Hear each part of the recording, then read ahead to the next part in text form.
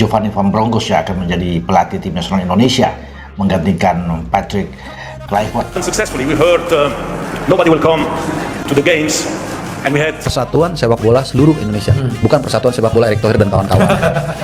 Iya dong, benar dong. Berita utama sepak bola hari ini. Resmi, Erick Thohir tolak Van Bronckhorst latih timnas Indonesia. Imbas naturalisasi ilegal berujung sanksi, Malaysia jaga nama baik di SEA Games 2025. Thailand tebar ancaman demi raih emas di SEA Games 2025. Simak sampai habis agar tidak ketinggalan berita penting seputar timnas dan berita olahraga menarik lainnya.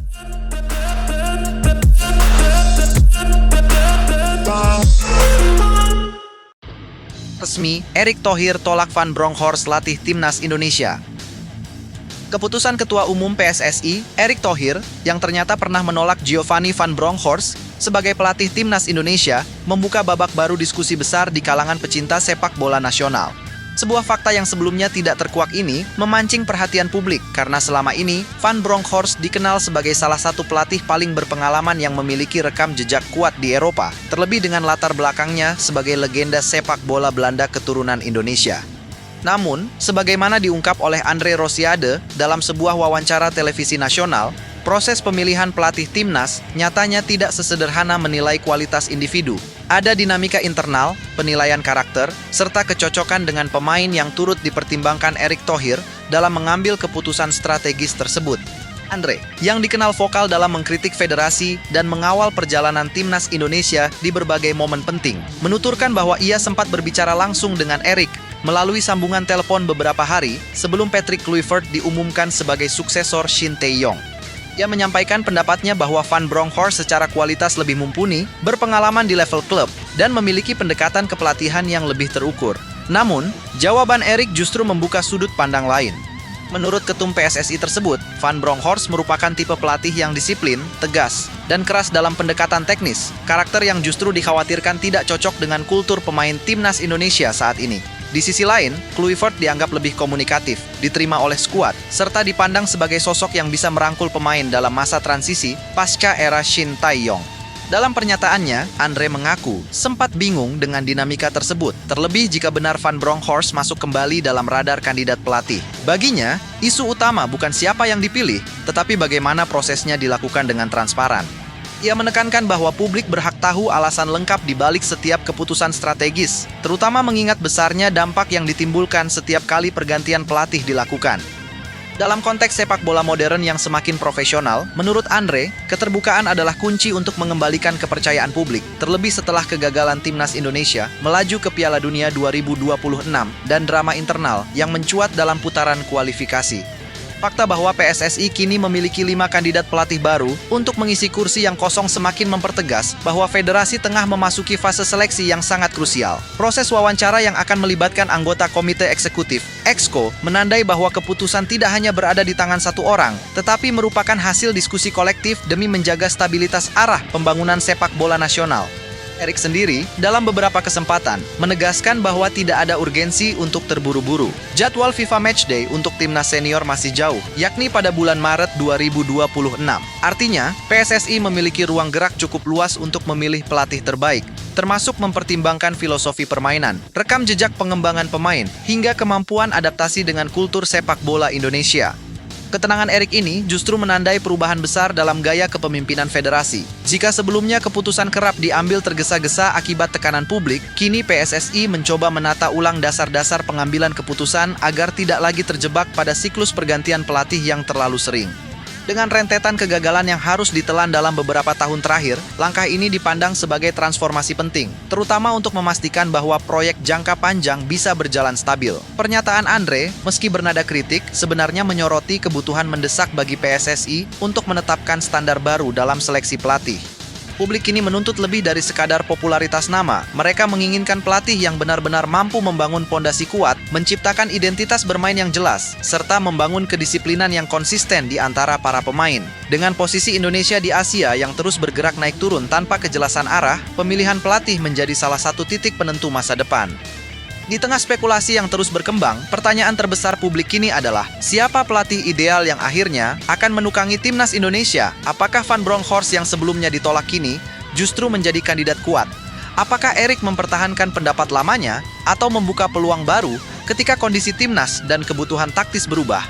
Federasi mungkin masih bungkam, tetapi satu hal pasti, keputusan ini akan menentukan wajah sepak bola Indonesia dalam beberapa tahun ke depan. Dan ketika publik menanti jawaban, atmosfer sepak bola tanah air kembali memanas, menandakan bahwa harapan terhadap prestasi besar belum padam, tetapi justru semakin membara.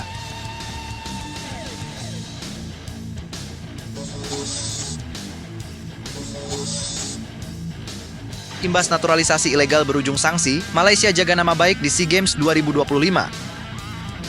Di tengah guncangan terbesar yang pernah menghantam sepak bola Malaysia dalam dekade terakhir, skandal naturalisasi ilegal yang melibatkan 7 pemain bukan hanya menodai citra nasional, tetapi juga mengguncang fondasi kepercayaan publik terhadap FAM. Kejadian itu menjadi titik terendah yang memaksa ekosistem sepak bola Malaysia menunduk di hadapan dunia.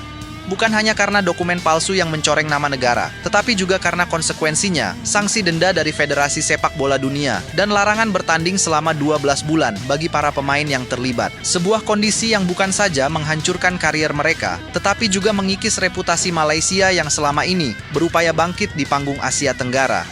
Dalam atmosfer suram itu, perhatian publik tiba-tiba beralih menuju satu titik terang yang tersisa, skuad Harimau Muda. Tim U22 Malaysia yang dipersiapkan untuk tampil di SEA Games tahun 2025 kini dipandang sebagai simbol harapan, sebuah peluang untuk memulihkan martabat sepak bola negeri jiran setelah badai skandal yang tampak belum akan mereda dalam waktu dekat. Arena Metro bahkan menulis bahwa jika tim muda ini berhasil membawa pulang medali emas, maka keberhasilan itu bisa menjadi semacam penyuci luka, menyapu bersih sedikit dari noda yang ditinggalkan oleh kasus naturalisasi ilegal tersebut. Harapan yang disematkan kepada pasukan muda ini sejatinya bukan tanpa dasar. SEA Games selalu memiliki tempat khusus di hati para pendukung sepak bola Malaysia. Ajang 2 tahunan ini sering menjadi tolok ukur kebangkitan atau keterpurukan, dan medali emas dianggap sebagai trofi yang mampu mengangkat moral nasional hingga melampaui batas olahraga itu sendiri. Tetapi kali ini, bebannya terasa berbeda. Kali ini, medali emas bukan sekadar target, ia menjadi simbol pengembalian harga diri yang terkoyak. Pelatih Nafuzi Zain, sosok yang dipercaya menahkodai Harimau Muda, menyadari benar betapa beratnya tanggung jawab tersebut. Kritik, keraguan, bahkan cemohan masih berputar di udara, mengingat publik melihat lebih banyak polemik daripada prestasi dalam perjalanan sepak bola Malaysia beberapa tahun terakhir. Namun, di tengah tekanan itu, Nafuzi berusaha berdiri tegak. Ia menegaskan bahwa seluruh tim harus menatap turnamen ini dengan tekad penuh, meskipun persiapan mereka jauh dari kata ideal. Kompetisi domestik yang masih berjalan membuat waktu latihan tidak maksimal, tetapi ia percaya karakter pemain muda Malaysia mampu menutup celah tersebut. Kami akan memberikan sesuatu yang positif, ucapnya dengan nada penuh komitmen. Pernyataan itu bukan sekadar janji kosong, ia menggambarkan tekad untuk menepis semua narasi negatif yang membayangi tim nasional sejak skandal mencuat. Nafuzi memahami bahwa penggemar menginginkan lebih dari sekadar permainan cantik. Mereka ingin bukti, hasil nyata, dan kebangkitan. Mereka ingin cerita baru yang bisa menggantikan drama kelam yang mencoreng halaman sejarah sepak bola Malaysia. Dalam undian grup, Malaysia ditempatkan bersama Vietnam dan Laos. Grup yang tidak bisa dianggap ringan, terlebih mengingat SEA Games 2 edisi terakhir berakhir pahit bagi Malaysia. Pada edisi 2023 di Kamboja, Harimau Muda bahkan tersingkir di fase grup setelah hanya berada di posisi ketiga. 2 edisi berturut-turut Malaysia gagal melangkah ke semifinal, rekor yang menambah tekanan psikologis bagi generasi baru yang kini tampil di Thailand. Nafuzi menyebut bahwa target utama mereka kali ini adalah melangkah ke semifinal, tahap yang selama 2 edisi gagal mereka sentuh. Namun lebih dari itu, ia ingin membawa pulang medali yang mampu membangkitkan kembali kebanggaan pendukung setelah sekian lama merasa dikhianati oleh berbagai kontroversi yang terjadi di level federasi maupun tim nasional. Bagi banyak publik, inilah kesempatan emas untuk menulis ulang narasi sepak bola Malaysia. Kesempatan untuk menunjukkan bahwa di balik skandal gelap dan kesalahan manajemen, masih ada generasi muda yang bekerja keras, yang bermain dengan hati, dan yang berjuang membawa bendera negaranya dengan penuh kebanggaan. SEA Games 2025 bisa menjadi panggung rehabilitasi citra, bukan hanya bagi pemain, tetapi juga bagi fans yang kini berada di ujung tanduk menunggu kemungkinan sanksi lanjutan dari FIFA. Namun satu hal yang pasti, beban berat itu kini berada di pundak Harimau Muda. Mereka tidak hanya membawa ambisi untuk menang, tetapi juga membawa beban harapan seluruh bangsa yang ingin melupakan luka lama. Mereka berjuang bukan sekadar untuk medali, tetapi untuk harga diri yang sempat terpuruk. Dan jika mereka berhasil melakukannya, maka SEA Games 2025 akan dikenang sebagai titik awal kebangkitan baru sepak bola Malaysia.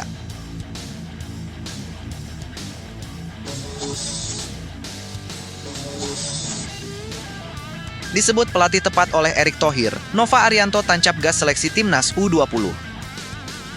Ketua Umum PSSI Erick Thohir meyakini bahwa Nova Arianto adalah sosok yang tepat untuk menjadi pelatih timnas U20 Indonesia. Melalui keterangan resminya, Selasa, ia menyebut Nova adalah pelatih lokal terbaik saat ini setelah mampu membawa timnas U17 tampil di Piala Dunia U17 2025 dan mencetak sejarah lewat kemenangan perdana bagi Indonesia di ajang level tersebut.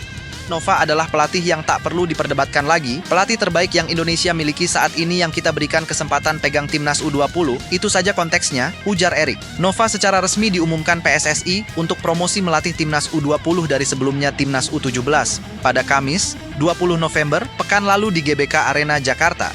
Mengomentari penunjukannya kala itu, Nova mengaku ingin mengawal para pemain yang sudah ia dampingi hingga ke level senior. Memang banyak yang harus saya perbaiki, terutama soal mental, disiplin, itu saya alami di U17, katanya. Erick menekankan penunjukan ini merupakan bagian dari proses pembinaan dan regenerasi yang berkelanjutan di tubuh PSSI. Ia meminta semua pihak untuk memberikan dukungan penuh kepada pelatih lokal berbakat seperti Nova, yang kini perlahan naik tingkat ke timnas U20 dan tidak menutup kemungkinan untuk terus naik sampai ke level senior. Jadi prosesnya saya rasa berjalan dengan baik. Kalau boleh, kita beri kesempatan kepada pelatih lokal seperti Nova, dari U17 ke U20. Jangan kita berargumentasi kenapa ini, ucap Erick yang juga menjabat Menteri Pemuda dan Olahraga Republik Indonesia, Menpora. Lebih lanjut, Erick menjelaskan bahwa kebijakan ini akan menjadi standar baru bagi PSSI ke depan karena memberikan kepercayaan kepada talenta lokal, baik pemain maupun pelatih, merupakan bentuk investasi jangka panjang untuk kemajuan sepak bola di Indonesia. Kedepannya jadi standar PSSI, kan kita investasi juga. Seperti kita beri kesempatan kepada pemain dalam negeri agar liganya lebih baik. Ada keberpihakan pada liga, pemain U23 boleh main. Bahkan pemain dari Liga 2 dan U21. Ini adalah bagian dari pembinaan yang komprehensif, baik di dalam negeri maupun luar negeri, kata dia.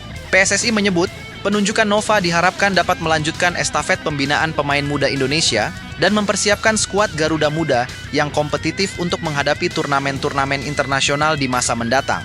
Komposisi timnas U20 asuhan Nova akan diisi mayoritas pemain timnas U17 di Piala Dunia U17 2025 yang sempat dibinanya. Timnas U20 ditargetkan untuk lolos ke Piala Asia U20 2027. Di turnamen ini, Garuda Muda perlu mencapai minimal babak semifinal jika ingin bermain di Piala Dunia U20 2027 yang digelar di Azerbaijan dan Uzbekistan. Sebagai informasi, 5 pemain Persib ikut seleksi Garuda Nusantara yang digelar di Kabupaten Bekasi pada 2-10 Desember 2025. Hal itu terjadi di bawah pelatih baru Timnas U20 Indonesia, Nova Arianto yang langsung tancap gas usai ditunjuk PSSI. Promosi Nova ke tim U20 diberikan setelah sukses mengantar Timnas U17 lolos ke Piala Dunia U17 2025. Ia menggantikan pelatih sebelumnya, Frank van Kempen, dan kini fokus membentuk fondasi skuad baru lewat pemantauan talenta muda dari berbagai klub. Dari Persib, 3 pemain, Malik Akmar Kusumawinata, Kevin Muhammad Islami Pasha, dan Eriko Sulastiano akan mengikuti seleksi gelombang pertama pada 2-5 Desember. 2 nama lainnya, Hashir Khalif Ar-Rashid dan Muhammad Azrial Aksa, menyusul di gelombang kedua pada 7-10 Desember. Seluruhnya tampil di Elite Pro Academy 2025, 2026 dan menjadi bagian dari Persib U20.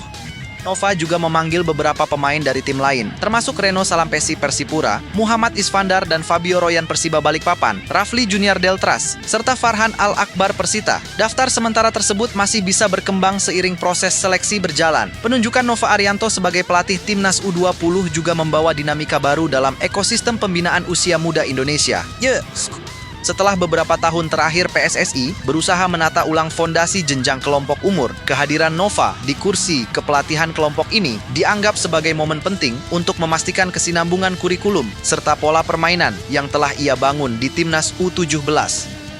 Nova bukan hanya memahami karakter mayoritas pemain muda itu, karena memang telah mendampingi mereka selama perjalanan menuju Piala Dunia U17 2025, tetapi juga mengetahui kelemahan mendasar yang masih perlu diperbaiki sebelum para pemain tersebut naik ke level yang lebih tinggi. Dengan kata lain, promosi Nova bukan sekadar pergantian pelatih, tetapi merupakan strategi agar proses perkembangan pemain tidak terputus akibat pergantian tangan. Ia ingin memastikan para pemain yang ia bentuk sejak remaja tidak kembali ke titik nol hanya karena perubahan kepemimpinan teknis. Dalam beberapa kesempatan latihan awal, Nova terlihat menekankan aspek mental dan kedisiplinan yang berkali-kali ia sebut masih menjadi pekerjaan rumah utama di level usia muda. Ia menilai bahwa kompetisi domestik belum sepenuhnya mampu menempa karakter kuat yang dibutuhkan untuk bersaing di turnamen internasional. Karena itu, latihan-latihan tahap awal lebih banyak berisi penekanan pada sikap, komitmen, kemampuan mengambil keputusan cepat, serta bagaimana pemain menjaga standar profesionalisme di luar lapangan. Nova percaya bahwa keberhasilan sebuah tim bukan hanya ditentukan taktik dan teknik, melainkan pondasi mental yang stabil. Ia berulang kali mengatakan bahwa jika mental pemain tidak dibentuk sejak sekarang, peluang untuk menembus kisaran 4 besar Piala Asia U20 2027 akan menjadi sangat kecil. Di sisi lain, langkah cepat Nova dalam menggelar seleksi juga menunjukkan keseriusannya membangun fondasi yang benar-benar kuat dan luas. Ia paham bahwa untuk mencapai level kompetitif Asia, Indonesia membutuhkan skuad dengan kedalaman yang lebih baik. Artinya tidak hanya mengandalkan para pemain yang pernah bermain di Piala Dunia U17, melainkan juga membuka peluang untuk talenta-talenta baru dari berbagai klub. Dengan memanggil pemain dari Persib, Persipura, Persiba Balikpapan, Deltras, serta Persita, ia ingin memastikan bahwa proses seleksi berjalan secara inklusif. Nova menegaskan bahwa tidak ada yang otomatis mendapat tempat inti. Semua harus bersaing kembali, termasuk pemain-pemain yang sebelumnya menjadi pilihan utama ketika ia melatih timnas U17. Prinsip persaingan sehat itulah yang ingin ia tanamkan, agar para pemain tidak cepat berpuas diri hanya karena pernah tampil di panggung dunia. Erick Thohir sendiri menilai langkah ini sebagai sinyal bahwa Nova memahami betul apa yang diperlukan untuk membangun tim nasional muda yang berdaya saing tinggi. Dengan memberikan kewenangan penuh kepada Nova sejak tahap seleksi awal, Erick berharap tidak ada interferensi dari pihak manapun yang dapat mengganggu proses pembentukan skuad. Menurutnya, kepercayaan terhadap pelatih lokal adalah investasi jangka panjang, bukan keputusan yang hanya didasari pada hasil jangka pendek. Ia menyebut bahwa jika Indonesia ingin memiliki identitas permainan yang jelas dari level kelompok umur hingga senior, rantai pembinaan harus dijaga tetap utuh, dan sosok seperti Nova adalah bagian penting dari rantai tersebut. Lebih jauh lagi, promosi Nova ke timnas U20 juga secara tidak langsung mengirimkan pesan kepada para pelatih muda di Indonesia bahwa jalur karier yang jelas kini mulai terbentuk. Jika sebelumnya banyak pelatih merasa stagnan di level junior atau klub kecil, kasus Nova menjadi bukti bahwa kinerja dan dedikasi dapat membuka jalan ke panggung yang lebih besar.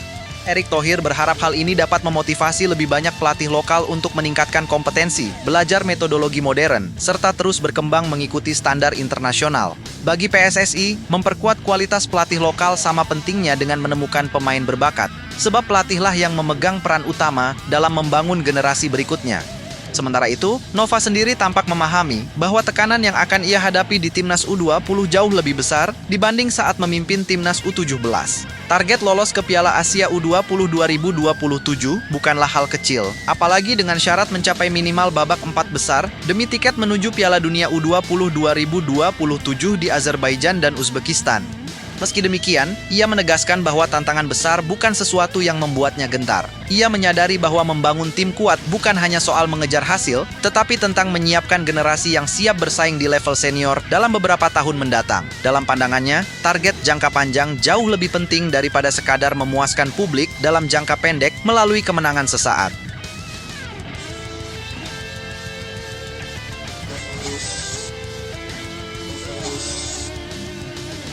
Thailand tebar ancaman demi raih emas di SEA Games 2025. Thailand kembali mengirim sinyal kuat bahwa mereka tidak datang ke SEA Games 2025 hanya sebagai peserta, melainkan sebagai kandidat utama peraih medali emas. Aura ambisi itu terlihat jelas sejak sesi latihan perdana tim nasional U22 Thailand di Yamaoka Hanasaka Academy, ketika sang pelatih, Tawachai Damrong Ongtrakul, langsung menegaskan bahwa tidak ada ruang untuk kelengahan, tidak ada waktu untuk santai, dan tidak ada pilihan selain tampil sempurna di setiap fase persiapan. Latihan yang digelar pada Senin malam, tanggal 24 November itu menjadi titik awal perjalanan mereka menuju misi besar, mengembalikan kejayaan sepak bola muda Thailand di pentas Asia Tenggara. Pelatih Thailand Coach Wang, demikian sapaan akrab Tawachai, menyebut para pemainnya berada dalam kondisi siap untuk mengejar target besar tersebut. Ia mengungkapkan bahwa performa tim pada FIFA Matchday terakhir memberi suntikan kepercayaan diri, meskipun mayoritas pemain sempat terlibat agenda padat bersama klub masing-masing. Beberapa pemain bahkan harus menyelesaikan sisa tanggung jawab kompetisi domestik sebelum benar-benar bisa bergabung penuh dengan tim nasional. Hal itu membuat staf pelatih harus menyesuaikan ritme dan memperhatikan kondisi fisik setiap pemain secara individual. Menurut Tawachai, banyak pemain sudah beberapa kali mengikuti pemusatan latihan taktik sebelumnya, sehingga fase ini sepenuhnya difokuskan pada pemeliharaan kondisi fisik agar seluruh pemain berada pada level optimal ketika memasuki pekan kompetisi. Ia menekankan bahwa hubungan dengan klub sangat penting. Pelatih klub, dokter, dan fisioterapis menjadi bagian dari rantai koordinasi yang harus dijaga agar tidak terjadi kelebihan beban latihan yang berpotensi memicu cedera. Bagi Thailand, persiapan fisik bukan sekadar pendukung, melainkan fondasi mutlak apabila mereka ingin tampil eksplosif sejak fase grup hingga babak final. Di antara para pemain muda yang mencuri perhatian, nama Wichan Inaram menjadi sorotan paling tajam. Pemain yang baru berusia 18 tahun itu menunjukkan perkembangan luar biasa sejak bergabung dengan tim di Tiongkok pada pemusatan latihan sebelumnya. Coach Wang menilai Wichan memiliki kombinasi langka antara bakat, keberanian, dan disiplin. Meski masih sangat muda, ia dinilai mampu memberikan kontribusi signifikan. Sang pelatih bahkan mengatakan bahwa kepercayaan terhadap potensi pemain ini mencapai 100%, sebuah nilai yang jarang diberikan kepada pemain usia belia. Tidak mengherankan jika Wichan kini menjadi salah satu pilar penting yang disiapkan Thailand untuk SEA Games mendatang. Wichan sendiri merespons penuh rasa bangga. Pemain keturunan Nigeria itu menyebut kesempatan bermain di tim nasional Thailand adalah kehormatan besar dan merupakan pencapaian yang tidak pernah ia bayangkan sebelumnya. Ia mengaku tidak merasa gugup, justru semakin termotivasi karena dukungan senior dan staf pelatih. Baginya, membela bendera Thailand di ajang sebesar SEA Games bukan hanya soal ambisi pribadi, tetapi juga bagian dari perjalanan membuktikan diri bahwa ia pantas berada di panggung internasional. Targetnya pun sejalan dengan ambisi negara, medali emas, bukan yang lain. Tawachai kemudian menegaskan kembali bahwa target tim nasional Thailand di SEA Games 2025 sangat jelas dan tidak dapat ditawar, merebut medali emas. Ini bukan ambisi baru, melainkan standar historis Thailand yang selama bertahun-tahun menjadi kekuatan dominan di cabang sepak bola SEA Games. Namun, persaingan kali ini jauh lebih ketat. Negara-negara lain mulai berbenah, kekuatan mulai merata, dan Thailand tahu mereka tidak bisa mengandalkan reputasi semata. Oleh karena itu, staf pelatih menyusun program persiapan yang lebih detail dan menyeluruh dibanding edisi-edisi sebelumnya, termasuk pemantauan ketat terhadap perkembangan pemain di klub masing-masing. Selain itu, Thailand juga menghadapi dinamika kompetisi yang berubah akibat situasi geopolitik regional. Dalam fase grup, Thailand tergabung di Grup A bersama Timor Leste dan Kamboja. Akan tetapi, Kamboja secara resmi menyampaikan pengunduran diri dari cabang sepak bola putra dan putri SEA Games 2025 akibat tensi dan konflik perbatasan. Kondisi ini secara otomatis mengubah peta persaingan dan membuat Thailand harus menyesuaikan strategi sebab jumlah pertandingan berkurang dan ritme kompetisi menjadi berbeda. Bagi Tawachai, perubahan dinamika grup bukan alasan untuk mengendurkan target. Justru ia melihat situasi ini sebagai peluang agar tim lebih fokus menyiapkan performa terbaik untuk fase gugur. Ia menekankan bahwa para pemain harus menjaga disiplin, mentalitas, serta kesiapan fisik karena turnamen singkat seperti SEA Games sering menghadirkan kejutan. Dalam satu pertandingan saja, nasib tim bisa berubah. Dengan persiapan rapi, evaluasi mendalam, serta komitmen total dari para pemain muda yang penuh bakat, Thailand datang ke SEA Games 2025 membawa pesan jelas kepada seluruh pesaingnya. Mereka tidak sekadar berpartisipasi. Mereka ingin mendominasi, menguasai, dan kembali berdiri sebagai raja sepak bola Asia Tenggara. Dalam situasi penuh ambisi ini, Thailand seakan ingin mengirimkan pesan yang jauh lebih keras daripada sekadar ucapan percaya diri, bahwa mereka tidak datang ke SEA Games 2025 hanya untuk berpartisipasi, tetapi untuk merebut kembali legitimasi sebagai raja sepak bola kawasan. Tekad tersebut terlihat tidak hanya dari ucapan Tawachai, tetapi juga dari cara Federasi Thailand menata seluruh aspek persiapan, mulai dari pusat latihan yang terstruktur, disiplin tinggi para pemain muda, hingga pola komunikasi yang intens antara staf pelatih dan klub yang menaungi para pemain. Pendekatan profesional yang diterapkan Thailand menunjukkan bahwa mereka memahami betul bahwa raihan medali emas bukan sekadar tujuan akhir, melainkan simbol prestasi yang harus dipertahankan setelah beberapa tahun terakhir mengalami naik turunnya performa di level kelompok usia. Mereka menyadari bahwa persaingan di SEA Games semakin ketat, terutama dengan bangkitnya Vietnam, keberanian Laos, dan meningkatnya kualitas tim kawasan lainnya. Namun, dari cara Tawachai berbicara, jelas bahwa Thailand tidak sedikit pun merasa gentar. Justru mereka semakin termotivasi untuk membuktikan diri. Fokus serius Thailand terlihat pula dalam perhatian khusus terhadap pemain muda seperti Wichan Inaram, yang dalam waktu singkat telah mencuri perhatian publik sepak bola Thailand dengan kedewasaan permainan yang mengejutkan. Sementara negara lain baru mencari pemain muda potensial, Thailand sudah lebih dulu memoles bakat Wichan dengan program latihan yang konsisten dan pemantauan performa yang detail. pelatih menyebut bahwa Wei Chan memiliki kepribadian yang stabil, tidak mudah goyah oleh tekanan, dan mampu menerima instruksi taktik dengan cepat, sebuah kombinasi yang membuatnya berpotensi menjadi tulang punggung tim dalam beberapa tahun ke depan. Thailand seakan ingin memastikan bahwa regenerasi pemain berjalan tanpa hambatan, dan Wei Chan hanyalah salah satu bukti dari sistem yang mulai membuahkan hasil.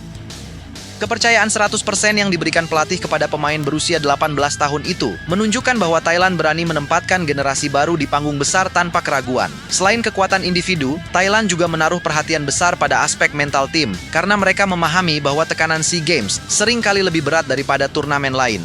Ekspektasi dari publik Thailand yang terkenal sangat keras membuat setiap kekalahan dapat berubah menjadi kritik pedas di media maupun ruang publik. Karena itu, Thawachai dan stafnya menyiapkan lingkungan latihan yang tidak hanya mengasah fisik dan taktik, tetapi juga membangun mentalitas juara, mentalitas tidak menyerah, dan mentalitas berani mengambil keputusan.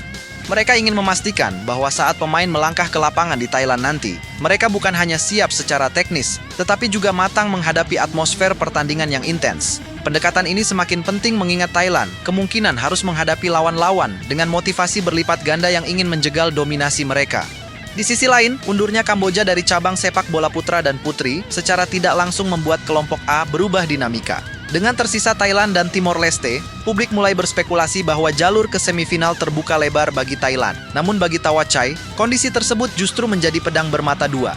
Kemudahan di fase awal seringkali membuat pemain terlena, dan rasa percaya diri berlebihan dapat menjadi jebakan yang berbahaya ketika memasuki babak gugur. Karena itu, pelatih menegaskan bahwa timnya harus bermain dengan disiplin penuh, tidak memandang remeh lawan, dan tetap menjaga intensitas sejak laga pertama hingga final. Menurutnya, keberhasilan Thailand bukan diukur dari lawan yang mereka hadapi, tetapi dari bagaimana mereka menjaga konsistensi performa sepanjang turnamen. Ia juga mengingatkan bahwa Timor Leste telah mengalami perkembangan pesat dalam 2 tahun terakhir dan berpotensi memberikan kejutan jika tidak diantisipasi secara serius. Sejalan dengan itu, Federasi Thailand terus memberikan dukungan maksimal, baik dari aspek logistik, medis, maupun teknologi analisis pertandingan. Data performa pemain dianalisis secara teliti untuk memastikan setiap keputusan pelatih didukung oleh informasi akurat, mulai dari tingkat kebugaran, beban latihan, hingga risiko cedera. Langkah ini menunjukkan bahwa Thailand tidak ingin mengandalkan nama besar semata, melainkan memadukannya dengan metodologi modern demi mencapai hasil terbaik. Dengan dukungan penuh ini, Thailand bukan hanya mengejar medali emas, tetapi ingin menunjukkan bahwa mereka merupakan tim yang paling siap secara menyeluruh, teknis, fisik, mental, dan manajerial. Pada akhirnya, ancaman yang ditebar Thailand bukan hanya datang dari gaya bicara tegas sang pelatih, tetapi dari seluruh ekosistem persiapan yang mereka bangun dengan rapi dan terencana. Mereka ingin membuktikan bahwa era dominasi mereka di SEA Games belum berakhir, dan bahwa generasi baru Harimau Putih siap menulis babak baru dalam sejarah sepak bola kawasan. Dengan intensitas latihan yang konsisten, pemain-pemain muda yang lapar prestasi, serta sistem pendukung yang kuat, Thailand menjadikan SEA Games 2025 bukan hanya sebagai turnamen biasa, melainkan panggung untuk mengukuhkan kembali superioritas mereka. Dan bagi negara-negara lain, pesan Thailand sudah jelas. Mereka datang bukan untuk mencoba, tetapi untuk menang.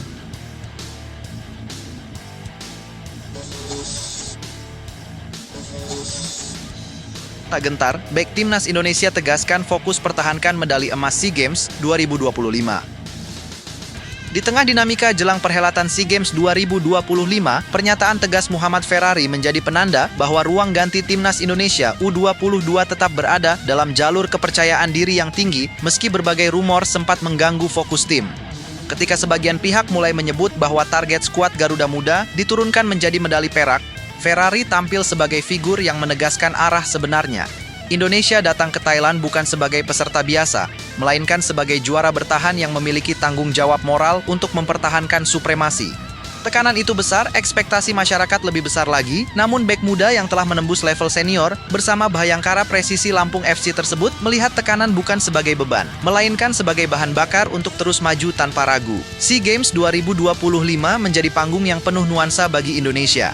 Turnamen ini digelar di Thailand mulai tanggal 9 sampai 20 Desember, tetapi cabang olahraga sepak bola akan memulai panasnya persaingan lebih awal, tepatnya pada tanggal 3 Desember. Situasi ini membuat persiapan tim harus digelar lebih cepat, lebih padat, dan jauh lebih disiplin. Indonesia berada di grup C bersama Myanmar, Filipina, dan Singapura, 3 lawan yang sama-sama punya gaya bermain berbeda, dan semuanya berpotensi jadi batu sandungan jika Garuda Muda tidak tampil dengan fokus penuh. Namun Ferrari menegaskan bahwa timnya tidak melihat grup sebagai ancaman. Mereka hanya melihat setiap pertandingan sebagai kesempatan untuk memperkuat fondasi yang sudah mereka bangun sejak pemusatan latihan pertama. Rumor mengenai turunnya target dari medali emas menjadi medali perak sempat membuat riuh publik sepak bola nasional. Apalagi setelah sejumlah laporan menyebut PSSI ingin menjadikan turnamen ini sebagai ajang evaluasi jangka panjang, bukan pengejaran prestasi semata. Tetapi Ferrari menepis semua spekulasi tersebut dengan satu kalimat tegas, targetnya tetap emas. Ia menekankan bahwa mimpi mempertahankan gelar tidak hanya milik para pemain, tetapi juga milik jutaan masyarakat yang menyaksikan perjuangan mereka dari jauh. Bagi Ferrari, setiap pemain yang mengenakan lambang Garuda adalah representasi bangsa, dan memuliakan lambang tersebut berarti memberikan segalanya untuk meraih hasil terbaik. Dalam pernyataannya, Ferrari juga menekankan bahwa ia dan rekan-rekannya tidak ingin terseret dalam perdebatan publik soal target. Baginya, energi terbesar harus diarahkan ke lapangan, bukan ke opini luar yang tak pernah berhenti berdengung. Ia menyebut bahwa fokus internal jauh lebih penting daripada hiruk-pikuk eksternal. Ferrari memahami bahwa mempertahankan medali emas bukan tugas mudah. SEA Games selalu menghadirkan kejutan, dan tim-tim Asia Tenggara kini terus memperkuat generasi mudanya dengan sistem yang semakin modern. Tetapi kepercayaan diri Ferrari datang dari pengalaman, kedisiplinan, dan fondasi permainan yang terus ditempa selama beberapa pekan terakhir. Ferrari, yang dikenal sebagai sosok bek dengan karakter kepemimpinan kuat, mengungkapkan bahwa ia tidak ingin terbebani oleh harapan besar. Tekanan tidak membuatnya gentar justru karena ia merasa telah dilahirkan untuk momen-momen seperti ini. Menurutnya, kemenangan tidak ditentukan oleh komentar publik, melainkan oleh kerja keras tim di setiap menit pertandingan. Ia percaya apabila seluruh pemain memegang komitmen yang sama, memulai setiap laga dengan mental juara, menyelesaikan setiap duel dengan disiplin, dan bermain dengan kesadaran bahwa mereka membawa harapan bangsa, maka medali emas bukan hanya target, tetapi keniscayaan yang bisa diraih dengan cara terhormat. Lebih jauh, Ferrari juga menyinggung bahwa perjalanan menuju emas harus dimulai dengan membangun fokus yang tidak tergoyahkan. Ia tidak peduli dengan kritikan atau keraguan dari luar. Bagi dirinya, satu-satunya hal yang harus diperhatikan adalah bagaimana tim bekerja sebagai unit. Ia menekankan bahwa membiarkan keraguan publik masuk hanya akan menghambat konsentrasi. Justru disinilah ia ingin menunjukkan sisi lain dari mentalitas tim. Sebuah komitmen untuk bermain tanpa kompromi, tanpa rasa takut, dan tanpa memberi ruang bagi lawan untuk mengambil keuntungan sedikit pun. Tidak bisa dipungkiri bahwa langkah Indonesia untuk mempertahankan gelar berada dalam sorotan besar. Sejak keberhasilan sebelumnya, masyarakat menempatkan ekspektasi tinggi kepada generasi baru Garuda Muda. Dan kini, dengan skema persaingan yang semakin ketat serta jadwal padat yang harus dijalani, Indonesia berada dalam situasi yang menuntut mental kuat, ketahanan fisik, serta pengambilan keputusan yang matang. Ferrari percaya bahwa kekompakan tim menjadi kunci utama untuk melewati berbagai ujian tersebut. Dalam banyak kesempatan, Ferrari menegaskan bahwa fokusnya hanya pada pertandingan, bukan wacana di luar. Fokus itu, menurutnya, merupakan senjata terpenting, lebih tajam daripada kritik, lebih kuat daripada keraguan, dan lebih berarti daripada opini yang berubah-ubah. Selama semua pemain memiliki komitmen yang sama, medali emas akan tetap berada dalam jangkauan Indonesia. Dengan keyakinan penuh, Ferrari menutup pernyataannya dengan tekad yang tidak goyah. Indonesia datang ke Thailand untuk mempertahankan gelar, bukan sekadar berpartisipasi. Dan selama napas perjuangan tetap menyala di dada setiap pemain, mimpi meraih emas akan terus mereka jaga hingga peluit akhir dibunyikan.